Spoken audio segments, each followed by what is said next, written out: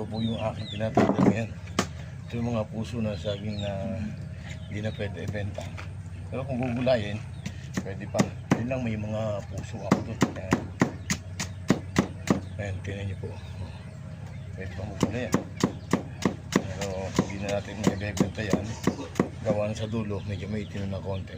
Ayan yung mga palitan niya.